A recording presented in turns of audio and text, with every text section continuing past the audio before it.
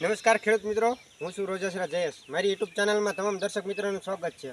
તો મિત્રો આપણે જો અત્યારે જન્માષ્ટમી ગઈ એટલે કે જે સાતમ આઠમ ગઈ એમાં આપણે જે વરસાદનો રાઉન્ડ આવ્યો હતો કે જે આપણે પાંચમ છઠનો દી ચાલુ થઈ ગયો હતો આપણે ગુજરાતની અંદર. તો છઠ સાતમ આઠમ નોમ દસમ એવી રીતે 4 થી 5 દિવસ મિત્રો સતત વરસાદ પડ્યો અને અતિ ભારે વરસાદ પડ્યો. તો મિત્રો આજે વરસાદ પડ્યો છે અતિ ભારેને લીધે. તો તમે જુઓ કે આપણે આ કપાસનો પાક છે તે જે ખેડૂત ભાઈનો કપાસનો પાક છે તે હાવ નિષ્ફળ ગયો છે. એટલે કે જે વરસાદનું પાણી ભરાવાથી હાવ તમે જોઈ શકો છો કે જે કપાસનો પાક છે હાવ ફેલ થઈ ગયો છે. નથી આમાં કોઈ પણ જાતનો ફાલ ફૂલ નથી કે કોક છોડવા લીલા છે અને બીજો બધો એક સુકારો આવ્યો અને સુકાઈ ગયો છે. તમે જુઓ હજી પણ જે વરસાદનું પાણી છે તે આમાં જે આપણે ખેતર છે તેમાં ભરેલું છે. તો મિત્રો મારી ચેનલમાં નવા હોય તો ચેનલને સબસ્ક્રાઈબ કરજો, વિડીયોને લાઇક કરજો અને કમેન્ટમાં જણાવજો મિત્રો કે તમારા ગામમાં પણ કેવું કપાસમાં નુકસાન છે. તો મિત્રો આપણે જે અત્યારે વધારે વરસાદ પડ્યો છે તેના કારણે કપાસમાં એક મોટો લગભગ ખેડૂતને સુકારો આવી ગયો છે કે જે આપણે ખેડૂતે કેટલી મહેનત કરી હોય છે કે આપણે સારું એવું બિયારણ લાવ્યા હોય છે, પછી સારી ખેડ કરી અને વાવેતર કર્યું હોય છે કે જે આપણે બિયારણનો ખર્ચો છે, પછી આપણે જે ટ્રેક્ટર હાંચીનો ખર્ચો, ભાડાનો ખર્ચો છે ટ્રેક્ટર દ્વારા, પછી મિત્રો ખાતર નાખ્યું હોય કે ડીએપી છે, યુરિયા છે, જે આપણે ખાતર હોય છે ખાતર પણ આપણે 2 થી 3 વખત આપણે નાખ્યું હોય છે ખેડૂત ભાઈએ. અને મિત્રો દવાના પણ 3 થી 4 રાઉન્ડ એટલે કે 3 થી 4 વખત આપણે છંટકાવ કર્યો હોય. એટલે કે કહેવાય ને મિત્રો કે અત્યારે લગભગ વાત કરીએ તો આમાં 80 થી 70 થી 80% ખેડૂત ભાઈ અત્યારે ખર્ચો કરીને મૂકી દીધો. પણ તમે જોઈ શકો છો કે વરસાદના લીધે જે કપાસનો પાક છે તે એકદમ હાવ નિષ્ફળ ગયો છે. એટલે કે ફેલ થઈ ગયો છે. તમે જુઓ કે એક પણ છોડવો અત્યારે તમે જોઈ શકો છો કે એક પણ છોડવો બધા છોડવા સુકાઈ ગયા છે વરસાદના લીધે.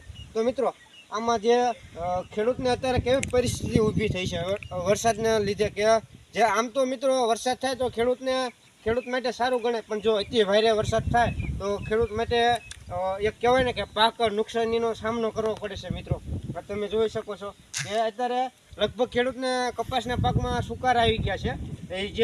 જે ખેડૂતને પાણી ન ભરાતા હોય તો તેમાં એમના આખો ઊભો કપાસનો પાક ફૂકી ગયો. પણ આમાં મિત્રો જે આપણે વરસાદનું પાણી ફરી વળતા એટલે કે વધારે પાણી આવવાથી આખો જે કપાસનો પાક છે તે સુકાઈ ગયો છે અને ખેડૂત ભાઈને એક મોટામાં મોટું નુકસાન છે. જે ખેડૂત કહેવાય ને કે મિત્રો કે ખેડૂત કુદરત પાસે લાચાર હોય છે કે કુદરત જ્યારે આપણે વરસાદની જરૂર હોય ત્યારે નથી આવતો અને જ્યારે જરૂર નથી ખેડૂત કે મિત્રો 2 પિયત પણ પાઈ દીધા હતા. અને પછી એક જે વરસાદ કહેવાય ને કે બહુ અતિ ભારે વરસાદ થઈ ગયો અને આ તમે જોઈ શકો છો આપણે ફિલ્ડમાં ઊભા છીએ, જે કપાસનું ફિલ્ડ છે તેમાં આપણે ઊભા છીએ અને એક જે ખેડૂતને મોટું નુકસાન વેઠવાનો વારો આવે છે. મિત્રો એમ કહેવું હોય તો કહી શકાય કે આમાં ખેડૂતને આમાં શું લેવાનું મિત્રો કે જે ખેડૂત ભાઈ છે તેમને કે એક રોવાનો વારો આવ્યો છે મિત્રો કે એને જે ખેડૂતની વેદના છે એ કોની પાસે રજૂ કરે મિત્રો.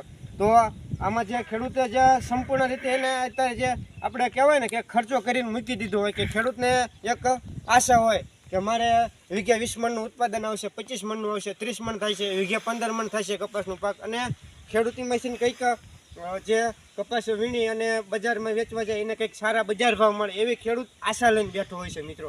કે જે ખેડૂત ભાઈ હોય છે એ સંપૂર્ણ રીતે મહેનત કરતા હોય છે, એટલે કે મહેનતુ ખેડૂત હોય છે અને બધી રીતે મહેનત કરતા હોય છે મિત્રો.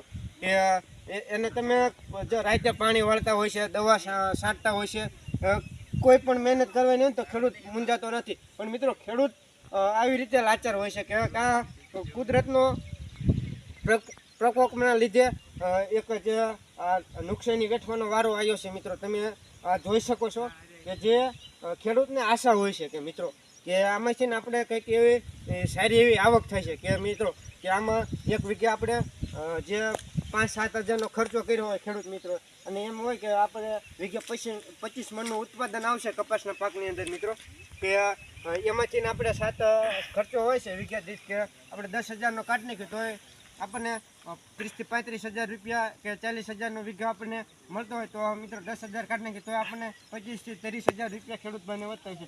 પણ કહેવાય ને કે કુદરત આપે એવું કોઈ ન આપે ને કુદરત કરે એવું કોઈ ન કરે. તમે તો જોઈ શકો છો આ કે કુદરતે જે વરસાદ મિત્રો જે થયો છે આપણે કે એક અતિ ભારે વરસાદ જેને કહી શકાય એ ઘણા ખેડૂતને નુકસાની વેઠવાનો મિત્રો વારો આવ્યો છે. કે આમાં ખેડૂત કરે તો શું કરે. હવે આમાં મિત્રો આપણે આ કપાસ લીલો કરવો હોય તો શું ખેડૂતને કેટલો ખર્ચો કરવો પડે. કે અલગ અલગ અત્યારે ઘણા બધા વિડીયોમાં કહે છે કે જે આપણે ખાતર આવશે આપણે જે કિલોના ઓલા પંપમાં નાખી અને છંટકાવ કરવાનો આવે છે કે જે મેગ્નેશિયમ સલ્ફેટ છે, પોટાશ છે, એવા 3 જે કન્ટેન આવે છે, પોટાશ, સલ્ફેટ ને મેગ્નેશિયમ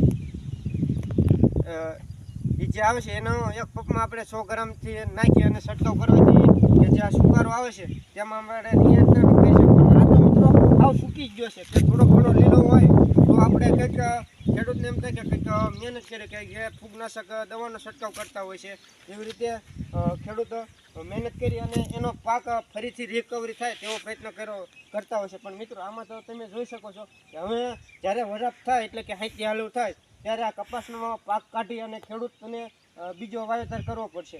તો એમાં વાવેતરમાં પણ આ જે પહેલાં વાવેતર કર્યું એમાં તો ખેડૂતને કંઈ વળ્યું ને કે વળતર તો કંઈ મળ્યું નહીં. કે જે આમાં ખર્ચો કર્યો હોય એ તો ફેલ જવાનો ને. કે આ તમે જોઈ શકો છો કે 90 થી 95% કપાસ સુકાઈ ગયો, ખાલી 5% જેવા કોક લીલા છોડવા છે. આ તમે જોઈ શકો છો મિત્રો. કે બીજું વાવેતર કરે તો એમાં તો ખર્ચો થવાનો જ છે ને મિત્રો. તો મિત્રો મારી એક સરકારને નમ્ર અપીલ છે કે જે આપણે ગુજરાત સરકાર છે તે ખેડૂતોને બને તેટલી સહાય કરે. કે જે મુખ્યમંત્રી કિસાન યોજના છે તેમાંથી ખેડૂતને સહાય કરે અને ખેડૂતને અત્યારે સહાયનો લાભ આપે અને ખેડૂત જે બીજા પાક વાવે છે તેમાં તેમને એ જે સહાય મળે તેમાં ખાતર છે, બિયારણ છે તે ખરીદી શકે અને ખેડૂતને થોડોક ટેકો થાય.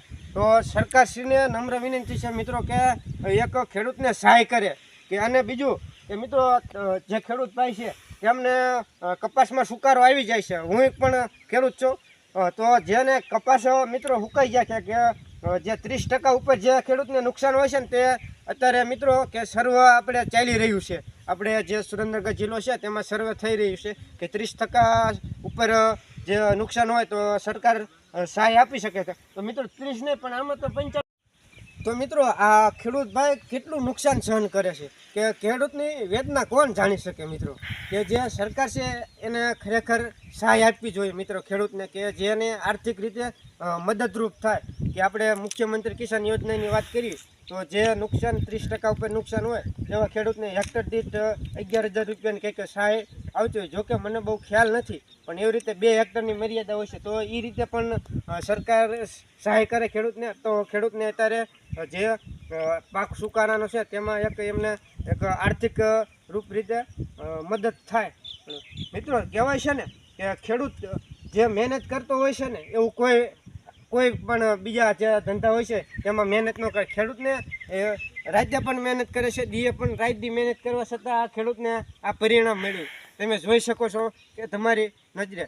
અને બીજું એક કે ખેડૂત ભાઈને એક એવું બીજું હું કહેવા માગું છું કે જે ખેડૂત ભાઈ કપાસનું વાવેતર હોય, કોઈ પણ પાકનું વાવેતર હોય તો તેમને નુકસાની થયું હોય કે આ કપાસનો પાક છે તો આ સુકાઈ ગયો છે તો તેવા દરેક ખેડૂત મિત્રો કે જે ખેડૂતને નુકસાન જે એના પાકમાં થયું છે તો તે ખેડૂત મિત્રો તે નુકસાનનો જે અત્યારે બધા પાસે એન્ડ્રોઇડ ફોન હોય કે જે ટચ સ્ક્રીનવાળા ફોન હોય છે તો બધા જે ફોનમાં ખેડૂત મિત્રો છે તે આમ ફિલ્ડમાં ઊભા રહે અને ફોન દ્વારા પોતાનું જે પાક હોય છે તેનું શૂટિંગ કરી લે.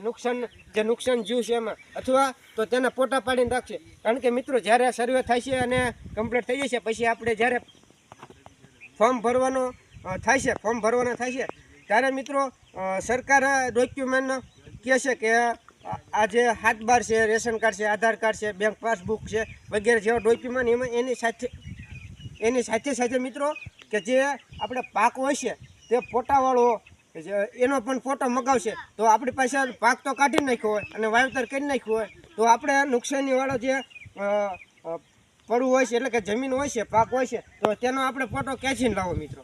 તો અત્યારે મિત્રો બધા ખેડૂત મિત્રોને નમ્ર અપીલ કરું છું કે બધા ખેડૂત મિત્રો જે નુકસાન છે કપાસનો પાક ઉકાળો હોય અથવા કોઈ પણ પાક હોય તો તેનો ફોટો પાડી અથવા વિડીયો શૂટિંગ કરીને રાખે એ આપણને ગમે ત્યારે આપણે જરૂર પડશે. તો મિત્રો આ વિડીયો તમને કેવો લાગ્યો? સારો લાગ્યો તો વિડીયોને લાઇક કરજો, શેર કરજો અને કમેન્ટમાં જણાવજો શું તમારો પાક પણ આવો રીતે સુકાય છે.